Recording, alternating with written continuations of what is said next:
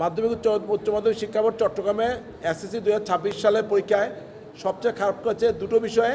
ইংরেজিতে প্রায় 35,866 জন ফেল করেছে, অর্থাৎ 27.72% শিক্ষার্থী ফেল করেছে ইংরেজিতে। 27.72% শিক্ষার্থী ফেল করেছে। আর গণিতে ফেল করেছে 25,773 জন, প্রায় 19.94% শিক্ষার্থী ফেল করেছে। এই 19.94% গণিতে ফেল করেছে। এই দুটো কারণেই পাশের হারটা কমে গেছে। টোটাল পরীক্ষার্থী ছিল 1,30,682 জন, তার ভিতর 1,30,219 জন অংশগ্রহণ করেছে। অনুপস্থিত ছিল 463 জন। শিক্ষার্থীদের মধ্যে ছাত্রদের পাশের হার ছিল 98.76%, ছাত্রীদের পাশের হার ছিল 60.03%। একজনও পাশ করেনি এমন প্রতিষ্ঠানের সংখ্যা 8টি, আর শতভাগ পাশ করেছে এমন প্রতিষ্ঠানের সংখ্যা 21টি। এছাড়া 3টি বিভাগের শিক্ষার্থীদের মধ্যে বিজ্ঞান বিভাগের শিক্ষার্থীরা তুলনামূলকভাবে অনেক ভালো করেছে।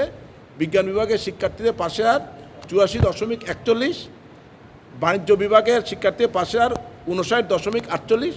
তবে সবচেয়ে খারাপ করেছে মানবিক বিভাগ, তাদের পাশের হার 38.79%।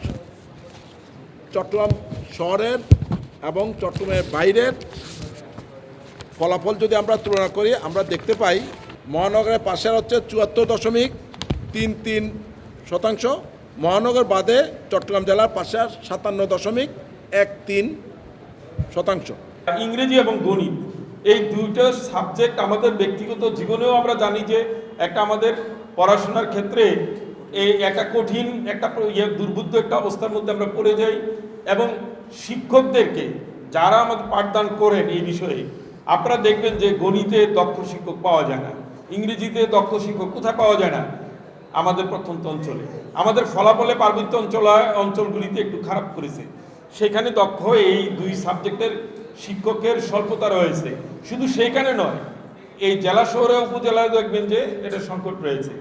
সরকারের পক্ষ থেকে বর্তমানে 26টি প্রকল্প নিয়েছে শিক্ষকদেরকে প্রশিক্ষণের আওতায় আনার জন্য।